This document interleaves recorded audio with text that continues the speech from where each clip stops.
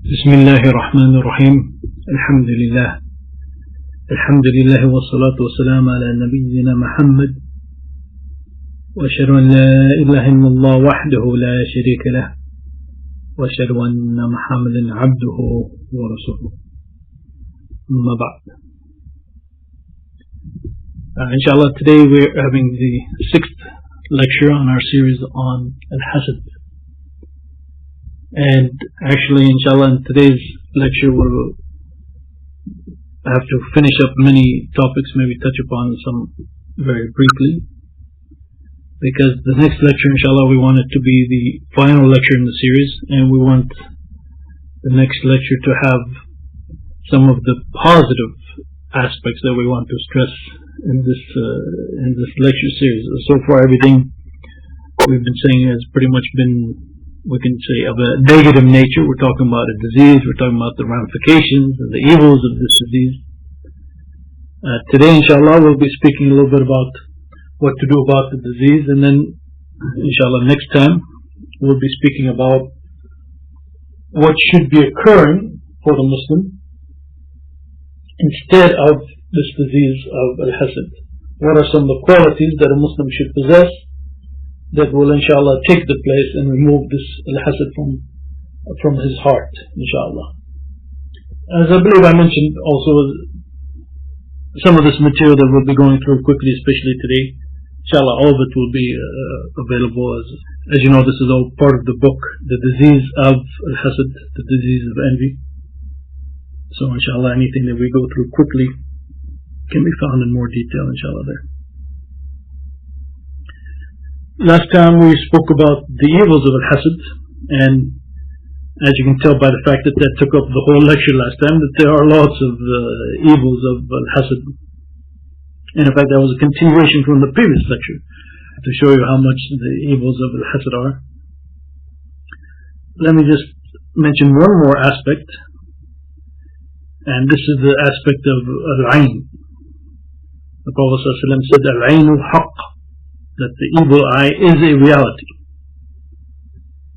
Now, we gave lectures before on al-ayn and what to do with respect to al-ayn and so forth, and all the points related to al-ayn, and I will not repeat that material here, plus it would take us too far off the course of our lecture that we're doing here. But just a small point on the relationship between al-Hasad and al-ayn. As many of the scholars, such as Ibn Jibreen and others, spoke about, part of al-ayn is the hasad that comes from the individual. So there is something in the heart of an individual that can actually have some effect. Now, how does it work? What are what we could call maybe the metaphysics of it? There's a lot of things in this world that people cannot explain. And we should not think of ourselves as being so great and so intelligent that we can explain and understand everything that occurs in this world. There are a lot of things that occur in this world that we do not have an explanation for. And in fact, many things we explain simply by saying it is chance and probability. Why did this person get sick and not the other person? Why did this person have this and not the other person? Why did this person get an accident and not the other person? This is all chance and probability, and that's our answer. I don't know if we can consider that a scientific answer, actually. You take twins, for example, that all of the factors surrounding them seem to be the same, and one of them is disease, the other one is perfectly healthy, for example. And this is all just a matter of chance and so on. Well, it is possible, and in fact it is a reality, that there are other factors at work, and we are not completely aware of all of those other factors. But since we know from the Prophet ﷺ that this concept of al-ayn is true, and as the scholars have mentioned, there is a relationship between al-ayn and al-hasad. This is one of the evils of al-hasad, that you can actually cause some harm to your brother. Besides the feeling in your heart, besides actually working against your brother or your sister, whatever the case might be, there are actually other ways that we maybe don't understand, and certainly they're not under our control, that you can actually bring harm to your brother or sister as a result of this disease of al-Hasad. When you study al-Hasad and when you see all of these evils and the ramifications and the effects of al-Hasad, and what is the core of al-Hasad in your heart, then you can understand a hadith of the Prophet ﷺ. It becomes very easy to understand this hadith of the Prophet ﷺ when you think about what al-Hasad is. And as we spoke about last time, for example, it is a kind of enmity even with respect to Allah subhanahu wa ta'ala. Because it is Allah subhanahu wa ta'ala who is giving the bounty. So the Prophet ﷺ said, لا يجتمعان في قلب عبد الإيمان والحسد. The Prophet ﷺ said that Iman, faith, real faith and belief, and al-Hasad, envy, do not gather together in the heart of a slave of Allah subhanahu wa ta'ala, a servant of Allah subhanahu wa ta'ala. So if you have a hasad, if you have hasad in your heart, then there's no way that you can have the complete and true Iman. And if you have the complete and true Iman, if your Iman is complete and it is correct, there is no room for hasad in your heart. Again, go back to what we spoke about last time and some of the evils of al-Hasad, and what is al-Hasad really, and who is it that you are first and foremost angry with or displeased with. It is Allah subhanahu wa ta'ala. And plus the fact that we've spoken about before, that as part of the Muslim community, as part of this brotherhood, there's a certain type of relationship you're supposed to have with respect to the others for the sake of Allah subhanahu wa ta'ala, and this is part of your Iman. So if you think about some of the different aspects of al-Hasad, you can understand that if this disease is in the heart, it means there's something wrong with your Iman. You do not have the proper Iman. The correct Iman is not there. And conversely, obviously, if the proper Iman is there, there's no room whatsoever for Hasad. There's no room for whatsoever for Hasad. So we have to be very conscious of the fact. We should always be concerned about our hearts, as we spoke about in the first lecture. We should always be concerned about the health of our hearts, and realizing that Allah subhanahu wa ta'ala can turn our hearts in any way, at any time. So we always have to be on top of this matter, and be checking ourselves, and making sure that this disease, or any other of the types of diseases, is not creeping into our hearts. And if we see even the most subtle sign of this disease of hasad, if we see even just the most subtle sign, we should work to remove it. We should be alarmed. We shouldn't be lackadaisical and just think it is something minor and so forth. And I would like to mention one of the signs that you have this disease of hasad in your heart. This was mentioned by Ibn Uthaymeen. And at least the way I understand it, this is if you ask me, it is a subtle sign. That is, that it will occur to someone and he may not realize that this is hasad.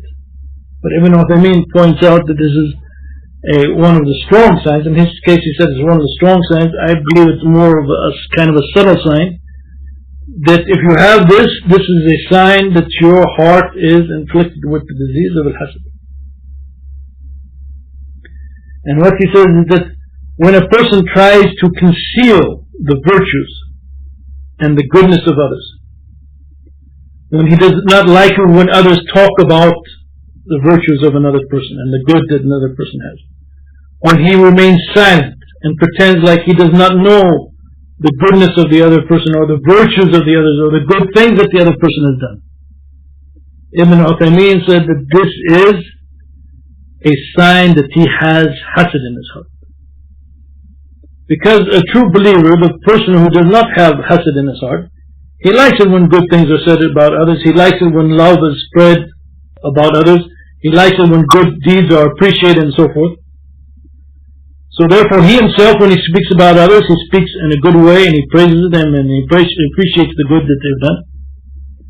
So once a person is no longer appreciative and is trying to hide the good that other people do and is not willing to admit the good things that other people are doing, this is a sign, this should be a kind of wake-up call in his heart that there's something going on in his heart. That there must be some, as I said, Ibn Uthaymeen says it's a strong sign, I think more of a subtle sign.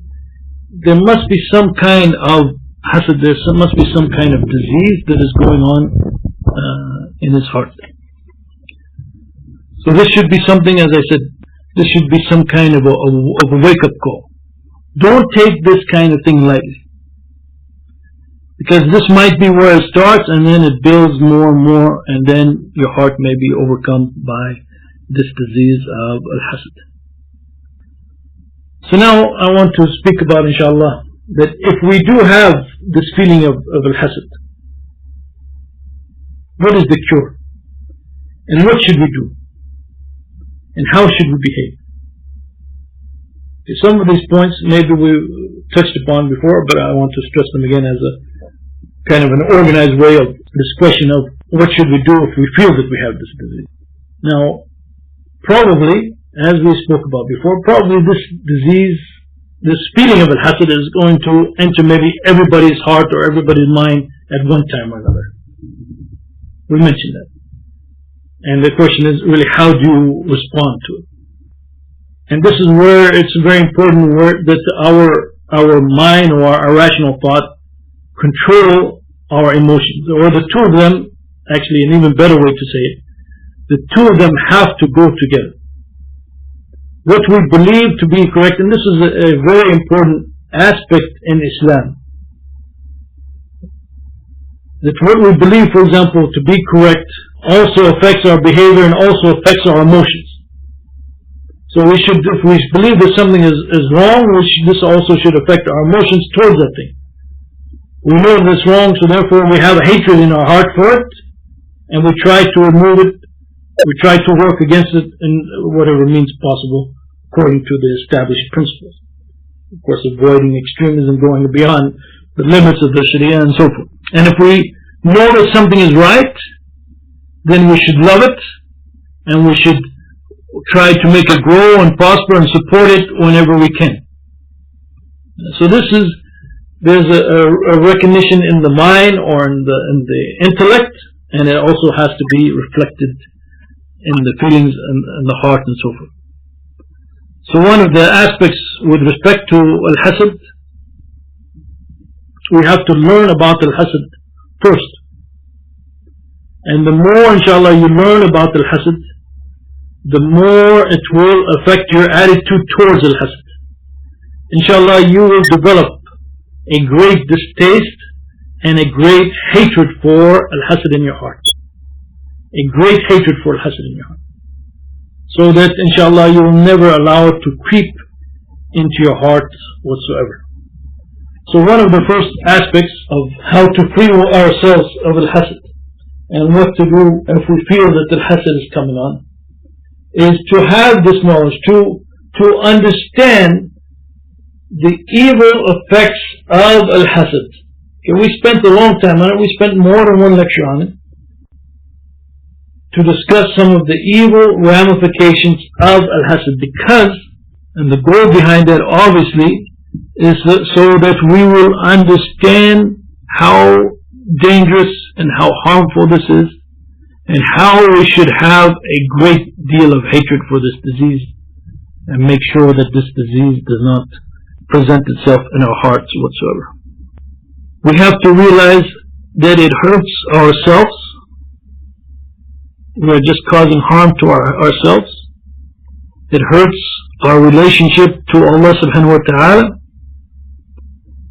and in many times it can destroy our relationship with those who are closest to us, those people who are related to through blood, those people who are related to through other means, those people who are closest to us in the society, our closest brethren and sisters and so forth. It can harm our relationship with all of these people. It is like, for example, an alcoholic.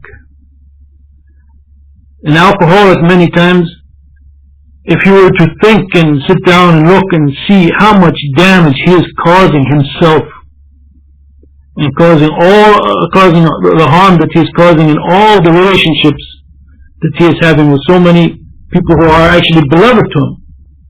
This recognition of all this harm should lead to the person that wants to change. Now, alcoholism is something much more obvious. Even though people don't wake up many times to alcoholism, it is something much more obvious than al-Hasad. Al-Hasad is something in the heart, and sometimes we don't realize how it is affecting us. You might have a friend of yours, for example, that you have this envy towards, you have this feeling of hasad towards, and so therefore, in subtle ways, you don't treat him as well as you should. You're not as polite to him as you should be. When you meet him, you don't smile in the way that you should smile. You meet someone else who you don't have that feeling of hasad, and you are like, Assalamu alaikum, how are you doing, what's happening, and so forth. And with somebody else that you have this feeling of hasad, you say Assalamu alaikum, you smile, but the real feeling isn't there. It's like a cold, or it has some coldness to it. So, as I said, this disease of al-Hasad is much subtler than alcoholism, for example. And you really have to be aware and have to think about how is it affecting my life? How is it affecting my relationship with these other people? Instead of having a very beautiful relationship with others and a very brotherly and sisterly relationship with others, you are allowing this disease to enter into your relationship. So therefore, you're not as generous with that person, you're not as kind, you're not as friendly with that person, and it is actually affecting your relationship with that other person.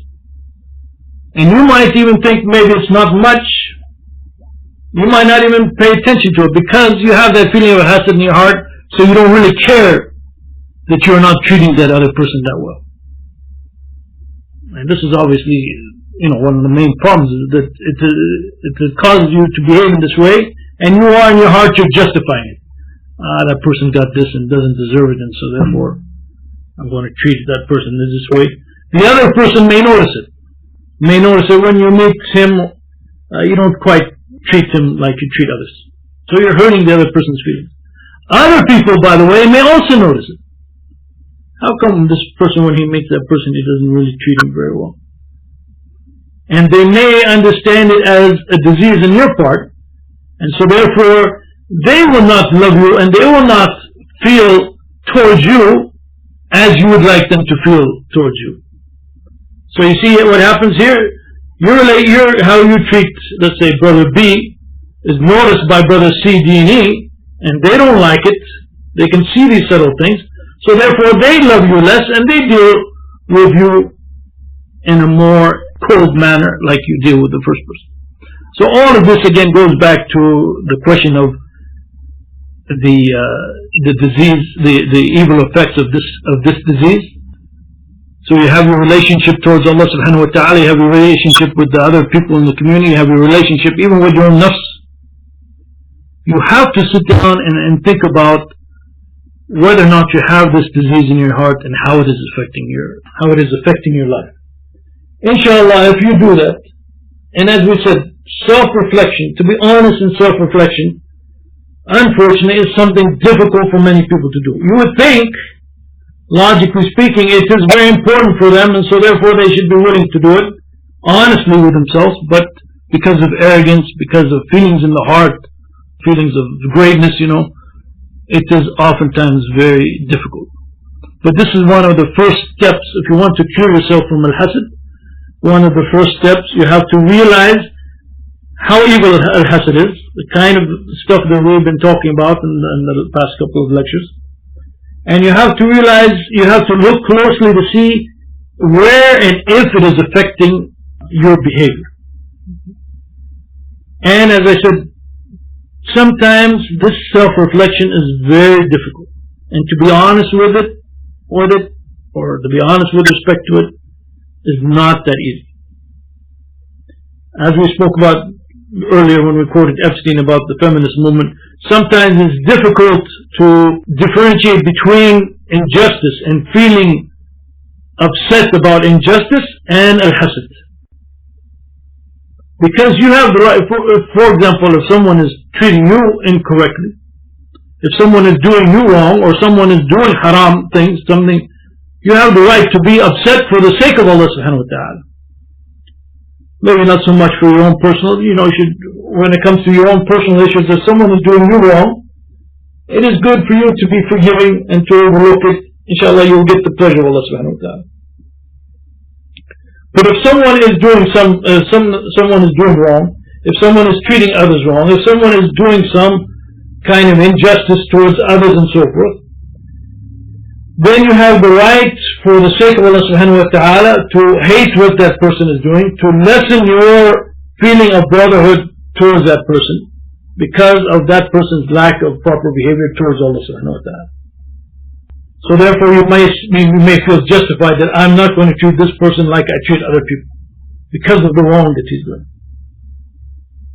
But you have to be very careful. Is it really because of the wrong he's doing, or is there something about that person that you dislike out of hasad, out of envy and so forth?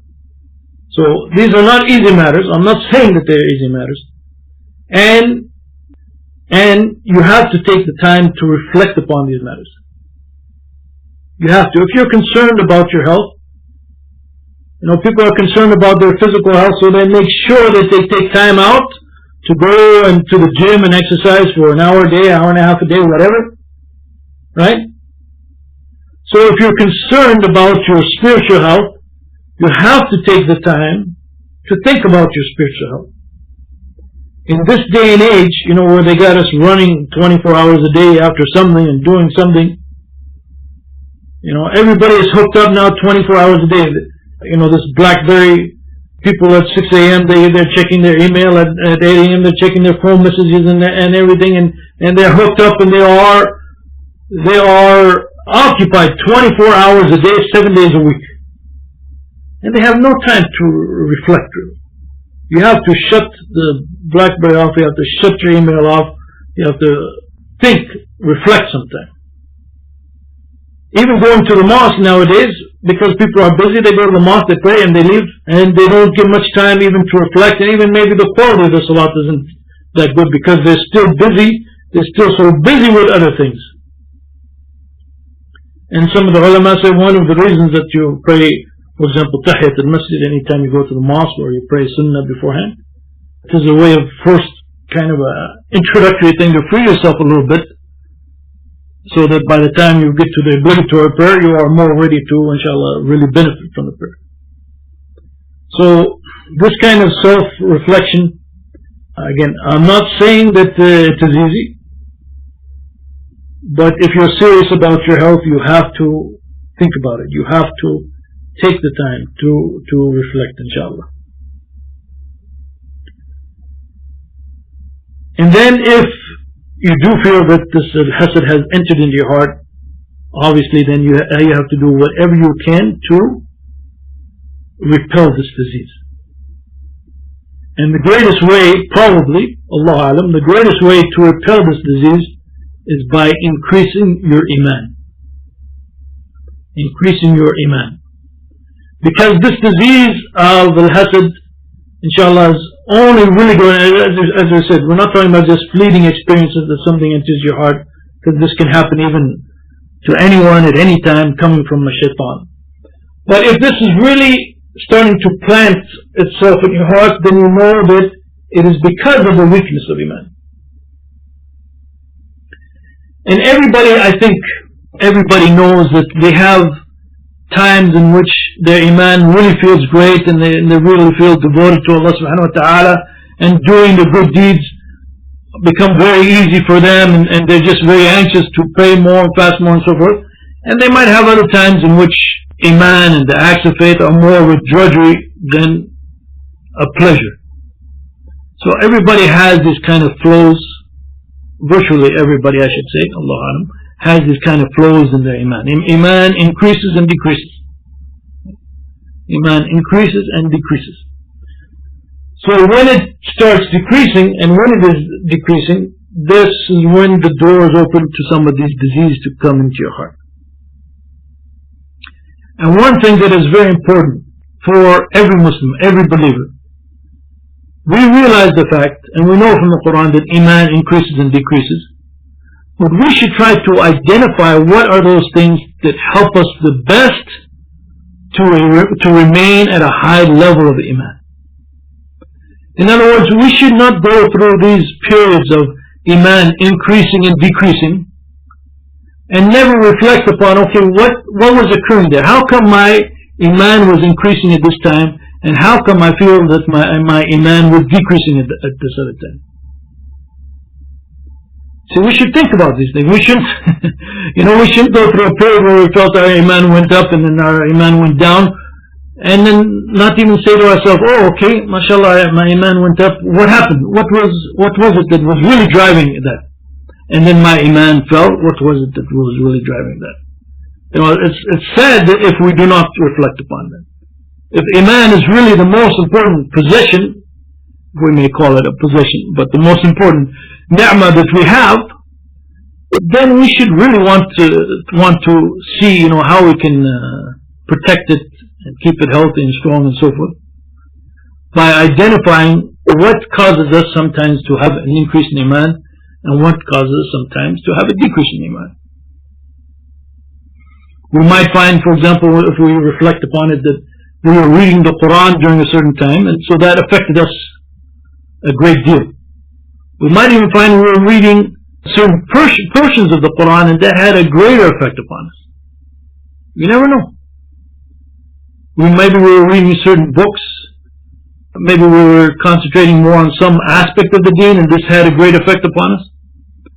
An obvious example, maybe during this period of time we were going more to the Qur'an and going more to the mosque and interacting with good people more and so forth, and that had a great effect upon us.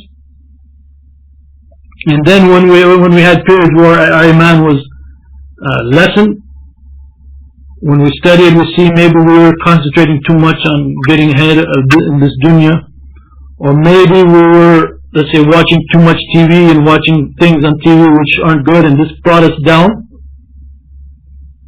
Maybe we were, even during that period of time, we were interacting with certain people that we know who are our friends, but in reality they don't have a good effect on our Iman.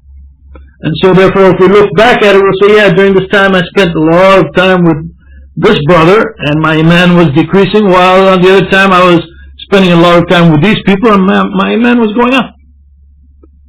So these are really things that we should think about. They should be kind of obvious. I almost feel embarrassed to mention them, but there are things that we should reflect upon. So when we find the disease of al-Hasad entering into our hearts, obviously this is a sign that there is something wrong with the health of our heart and the Iman, the level of Iman in our hearts. So we should think about what is it that inshallah will strengthen our heart again.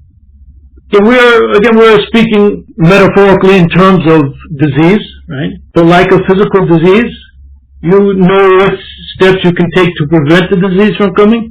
Once the disease occurs, you know what steps you can take to help your body against that disease and so forth, and to re-strengthen yourself. Well, similarly, it is the case with spiritual disease. Allah subhanahu wa ta'ala has described these as marad, a disease in the heart. Allah subhanahu wa ta'ala has used this term, so there must be some kind of relationship between how we deal with this disease, how we analyze it, how we try to find cures for it, and also the physical disease that we know how to deal with.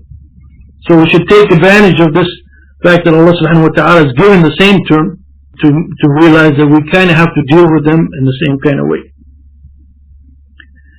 As we spoke about before, obviously if someone has this feeling of al-Hasad entering in his heart, then he has to make sure that, if he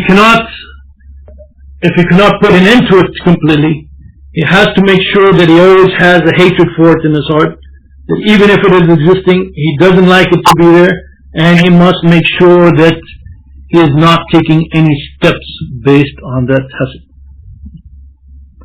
One of the things, for example, that many scholars recommend at this point, that will help you, inshallah, remove this hasad, is that you go out of your way.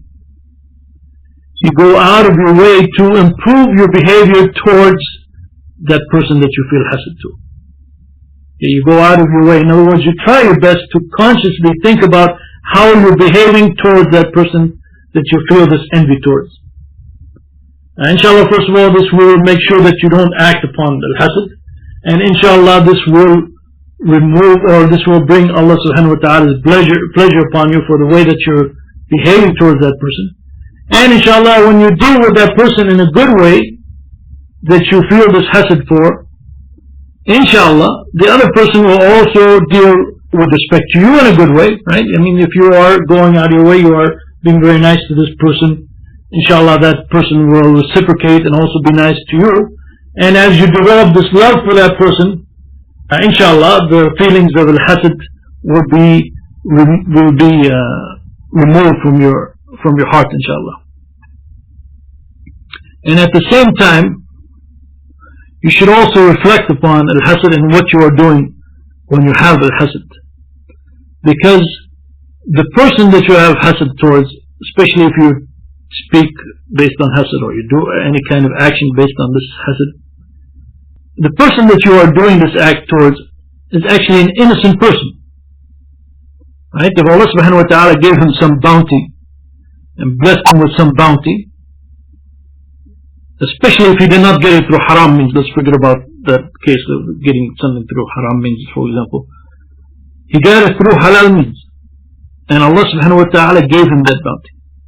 And now you are attacking him either in your heart or by taking steps against him. You are now taking steps or attacking an innocent person. This person is innocent. By definition, he has done nothing wrong to you. You are just envious of the fact that he's been given something. So you are now attacking an innocent person. So think of the sin that you're committing. This is wrong. Right? This is wrong. How many people speak about the rulers throughout the world and all the wrong that they're committing, and they're so bad because of the wrong that they're committing? What about the amount of wrong that we do towards others, especially if we commit hasad? So obviously, once we recognize this fact, inshallah, this will also help us to do our best to remove this feeling in our heart. And something maybe that I alluded to earlier, that we have to realize that the true bounties are the bounties of the hereafter. These things of this life, and there's many hadith of Prophet ﷺ, and we don't have time to get into them, but when you realize what is the reality of the things of this life, they are really meaningless. So if you change your concentration from the bounties of this life, from these temporary things, which in the long run really don't have much meaning to them, to reflect upon the bounties of the hereafter, this will greatly help you remove al-hasad from your heart for two reasons. Because as we spoke about before, you are making hasad for something of this dunya, something of this world, which again there's not much real bounty, much benefit in these things of this world. Right? There's no reason to kill yourself over some bounty of this world. The real bounty is the bounty of the hereafter. So there's no reason for you to be so upset about the bounties of this life. And at the same time, by having this hasad in your heart, you are actually displeasing Allah subhanahu wa ta'ala, and you are perhaps removing from yourself the real bounties of the hereafter. So it is like, as they say, a double whammy. You are envious of something in this life, and by having that approach to something in this life, you are removing from yourself possibly a bounty in the hereafter, and that is the real bounties. So if you are really concerned about benefiting yourself, and if you're really concerned about getting the blessings of Allah subhanahu wa ta'ala for yourself, then you should realize that by having this hasad, you are going to harm yourself both in this life and the hereafter. And in fact, the person who has this disease of al-hasad in his heart, and when he recognizes it, as we mentioned, al-Hasad is a disease that basically it harms, like many other diseases obviously, first and foremost, and maybe completely it harms the person himself. It makes the person himself miserable. Okay, the person who has al-Hasad, he himself becomes miserable. So how did he get to this state? This is a kind of musibah, this is a kind of affliction. To have al-Hasad enter into your heart, this is a kind of affliction. Allah subhanahu wa ta'ala says, وَمَا أَصَابَكُم مِّن مُصِيبَةٍ فَبِمَا كَسَبَتْ أَيْدِيكُمْ وَيَعْفُ عَنْ كَثِيرٍ. Allah subhanahu wa ta'ala says, whatever misfortune happens to you is because of the things your hands have wrought, have earned, and for many of them He grants forgiveness. So this is actually a kind of affliction that has entered in your heart. And so therefore what this means is you should repent to Allah subhanahu wa ta'ala. This should be a sign that you should turn towards Allah subhanahu wa ta'ala in repentance. Because this disease in your heart, Allahu Alam, most likely is the result of some wrong that you are doing, some sins that you are committing. Because of the sins that you are committing, Allah subhanahu wa ta'ala allows this disease and this misery to afflict your heart. So one of the first steps that you should take is to turn towards Allah subhanahu wa ta'ala in repentance, and to ask Allah subhanahu wa ta'ala to guide you, inshaAllah. Another thing that also can help you remove this feeling of hasad in your hearts is to reflect upon the bounties that Allah subhanahu wa ta'ala has given you.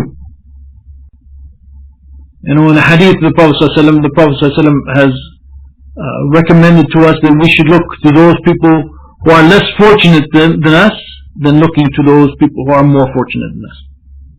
You know, those people who have been given less of this world. We should look to those people and think about what Allah subhanahu wa ta'ala has given us. When you think about what Allah subhanahu wa ta'ala has given you, then you become thankful towards Allah subhanahu wa ta'ala, and instead of being upset about what Allah subhanahu wa ta'ala has not given you, you become thankful to Allah subhanahu wa ta'ala for what Allah subhanahu wa ta'ala has given you. So instead of becoming envious, you become thankful and grateful to Allah subhanahu wa ta'ala. You know, especially for those of us who are living in the West nowadays, materially speaking, we are very comfortable. The majority of us, the majority of the Muslims, for example, in the United States, are living in a very comfortable position, materially speaking. And in fact, before 9/11 in particular, maybe you could say in every aspect, in every way, we were living a very comfortable life in the West. Now there is some fitna, now there is some trials that we are going through. And for some people, this fitna maybe the first fitna that we had to suffer from, immediately they gave up their deen, or immediately they gave up parts of their deen, and they're willing to compromise their deen. But in general, as I said, we in the West, materially speaking, we are very well off compared to many of the Muslims throughout the world. And who has put us in this situation? You know, who has allowed us, even if we emigrated here, who has allowed us to come here? But if we were born here and we grew up here, who really put us here? Is this by our choice? Is this by our, are we here because of our own doing? Or is this really something that Allah subhanahu wa ta'ala decrees? Those people who are well off in the society, those people who are rich and powerful, most of them are rich and powerful because of where Allah subhanahu wa ta'ala put them, and in what family they put, and sometimes even the skin, the color of their skin, and where they're, what family and what people they're around. This is why they're in the situation that they're in. And a lot of this has nothing to do with what they themselves did. Allah subhanahu wa ta'ala has decreed, for example, that a person is born to a rich family in Boston or New York, as opposed to being born to a starving, poverty-ridden family in Niger or any other part of the world today. So instead of reflecting and always worried about what Allah subhanahu wa ta'ala has not given you, You should think about everything that Allah subhanahu wa ta'ala has given you. The great bounties that Allah subhanahu wa ta'ala has given you. And there's one bounty in particular that Allah subhanahu wa ta'ala has given all of the Muslims and all of the believers, and that is the bounty of being guided to Islam, of being saved from this madness that we see in the rest of the world among all the other peoples, the confusion, the madness, the misguidance. Allah subhanahu wa ta'ala has saved all of us Muslims, all of the believers, from all of that other nonsense that is going on. If you just reflect, for example, upon this one ni'mah, this one bounty from Allah subhanahu wa ta'ala, you will not be upset towards Allah subhanahu wa ta'ala with respect to anything else that Allah subhanahu wa ta'ala has not given you. You will not be upset with Allah subhanahu wa ta'ala with respect to anything that Allah subhanahu wa ta'ala has given anybody else. Because at least, alhamdulillah, Allah subhanahu wa ta'ala has guided you to Islam, has brought iman into your hearts. And after that,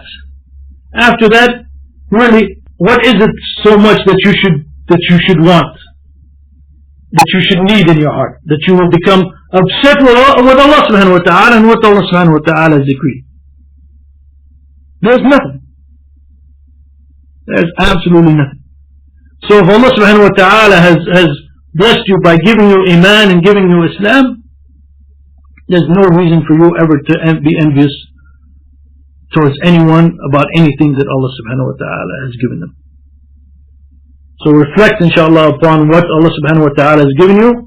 First and foremost, or one of the greatest things that Allah subhanahu wa ta'ala has given you, is to guide you to iman, guide you to Islam. You should also think about, on the other hand, you should also think about what is going to be the punishment that you may receive from Allah subhanahu wa ta'ala for allowing this hasad to be in your heart. Again, when we talk about the disease of hasad, in reality what we're saying, we're not talking about that fleeting feeling that may come into your heart, but we're talking about a feeling that you allow to implant itself in your heart. So therefore, you should think about what is going to be the punishment from Allah subhanahu wa ta'ala for allowing this feeling in your heart. Now you've already, in essence, you've already allowed this feeling of misery into your heart. So originally Allah subhanahu wa ta'ala made you free of envy. You were free of envy. And you've allowed this envy to enter into your heart. So you've already lost the great bounty. You've lost that freedom of being envious. And you've allowed this disease to enter into your heart. But what do you think Allah subhanahu wa ta'ala will do with respect to the one who is envious? As we know from the Qur'an, the reward or the result of a deed is similar in nature to the deed itself. So if you do good, inshallah you will have something good similar to it in return. Allah subhanahu wa ta'ala says, وَالَّذِينَ كَسَبُوا سَيِّئَاتِ جَزَاءُ سَيِّئَاتٍ بِمِثْلِهَا وَتَرْحَقُهُمْ ذِلَّةٌ. Allah subhanahu wa ta'ala says that in those who have earned evil deeds, those who did evil deeds, the recompense of an evil deed is the like thereof, and humiliating disgrace will cover them. So what is it that envy is? Envy really is the desire for the bounties to be removed from other people. This is what envy is. So if Allah subhanahu wa ta'ala, due to this evil that you're committing, Allah subhanahu wa ta'ala is going to reward you or recompense you with a similar evil to the evil that you are committing, what do you think it will be? I don't have the answer to that question actually. Okay, this is just conjecture on my part. But if it is going to be similar to the evil that you are committing, maybe what it is Allah subhanahu wa ta'ala is going to remove bounties from you.